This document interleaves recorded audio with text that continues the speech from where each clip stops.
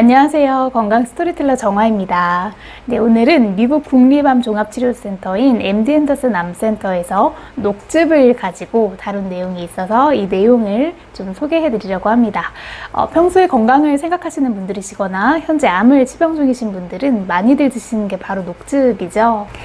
마시는 방법은 여러 가지가 있는데 예전에는 그 전용 녹즙기에 갈아서 많이들 드셨다면 요즘은 믹서기하고 녹즙기하고 동시에 되는 하이브리드 제품들도 많이 쓰시는 것 같아요. 물론 녹즙기보다 성능은 조금 떨어지겠지만 경제적이기도 하고 또 자리를 많이 차지하지 않는다는 점에서 장점이 되는 부분도 있습니다. 네, MD 앤더슨 암센터에서는 이 녹즙에 대해서 어떻게 해석을 하고 있을까요? 앤더슨 센터 행동과학연구 영양사는 이렇게 설명합니다. 과일과 채소에서 나오는 녹즙은 건강을 유지하고 암 위험을 줄일 수 있는 비타민, 미네랄, 그리고 산화 방지제 대부분을 포함하고 있습니다. 하지만 녹즙은 건강한 섬유질 또한 제거하고 식물성 식품 중에서 칼로리가 가장 높은데요. 그럼에도 올바르게 섭취한다면 녹즙은 건강한 선택이 될 수 있습니다. 네, 그래서 다음과 같은 세 가지를 지켜서 녹즙을 섭취하기를 권장하고 있습니다. 이 부분 한번 살펴볼게요. 네, 첫 번째는 칼로리를 확인하는 것입니다.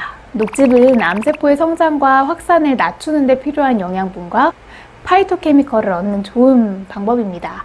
이 파이토케미컬은 전에도 한번 소개해드린 적이 있는데요. 식물에 천연적으로 들어있는 화합물이에요. 식물이 미생물이나 해충으로부터 자신의 몸을 보호하는 역할을 하는데 이게 사람의 몸에 흡수되면 항산화 물질이나 세포 손상을 억제해서 면역력을 향상시키는 것으로 알려져 있는 물질이기도 합니다. 네, 다시 돌아와서 그럼 녹즙을 만들 때 어떤 재료를 넣을지에 대해서 주의해야 하는데요. 단순히 몸에 좋다는 것들만 전부 넣게 되면 지나치게 높은 칼로리가 담긴 음료를 만들게 된다고 경고합니다. 녹즙이라는 특성이 야채를 입으로 섭취하는 것보다 훨씬 많은 칼로리의 결정체로 만들어지게 되는데 지나친 여분의 칼로리가 궁극적으로 역효과를 낼 수 있습니다. 사실 연구가들 사이에서도 과연 육류 섭취로 인한 칼로리 증가와 또 채식을 통한 칼로리 증가가 암세포의 활동 증가를 시키는 것을 과연 동급으로 볼 수 있는가에 대해서는 정확한 결론이 내려지지는 않은 상황입니다. 다만 연구에서는 너무 많이 섭취하게 되면 혈당과 신장 기능을 해칠 수 있기 때문에 주의하라고 경고하고 있습니다. 녹즙에 첨가하는 과일과 야채 종류에 따라 100에서 한 800kcal까지 다양한데요. 과일을 넣게 되면 물론 맛은 더 좋겠지만 채소보다 칼로리가 높기 때문에 이 부분을 주의하셔야 합니다. 그런데 현실적으로 칼로리까지 측정하면서 드시기는 좀 어렵겠죠. 그래서 첫 번째 주의사항을 알기 쉽게 좀 정리를 해드릴게요. 첫 번째, 과일 위주보다는 채소 위주의 녹즙으로 재료를 준비할 것.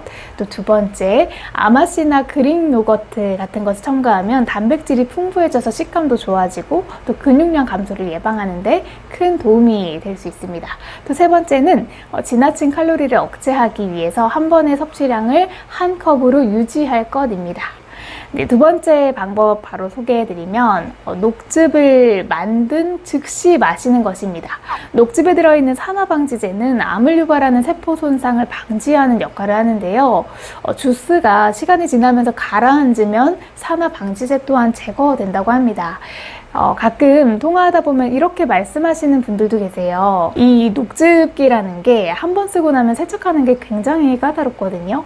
분해하고 또 세균이 번식하지 않게 꼼꼼히 솔로 청소해주고 또 말려주고 그래서 이 하루치를 미리 다 갈아 넣고 나서 나눠서 드신다고 말씀하시는 분도 계신데 만약 그렇게 마셔야 한다면 전문가들은 녹즙을 최소한 냉장하거나 얼리도록 해야 한다고 말을 하고 있습니다.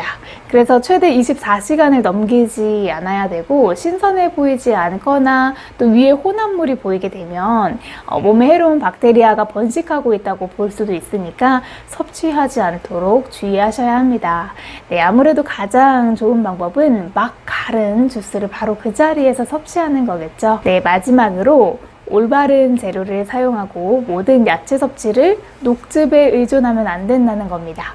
네, 여기서 올바른 재료라면 영양 밀도는 높지만 녹말이 없는 과일과 채소를 고르는 건데요. 녹말 함량이 높은 식물성 야채는 옥수수, 완두콩, 도토리 등이 있어서 즙으로 섭취를 하게 되면 혈당을 높일 우려가 있습니다.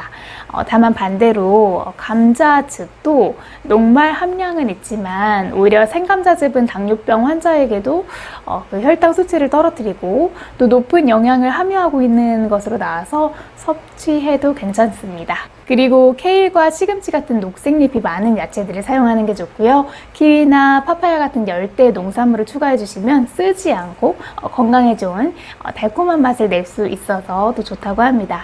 다만 위암, 폐암, 대장암, 전립선암을 포함한 특정 암의 활동 위험을 줄이기 위해서는 매일 최소한 2컵의 녹즙을 섭취하는 것을 목표로 하시고 그와는 별도로 식사할 때 야채와 과일은 꾸준히 섭취하는 노력도 중요합니다. 그리고 위에 말씀드린 것처럼 야채 섭취를 하실 때 녹즙에만 의존하는 것은 피하셔야 하는데요. 야채가 가지고 있는 섬유질은 더 오래 배부르게 해주고 또 건강한 체중을 유지하고 대장암의 위험을 줄이는 데 큰 도움이 된다고 박사는 이야기합니다.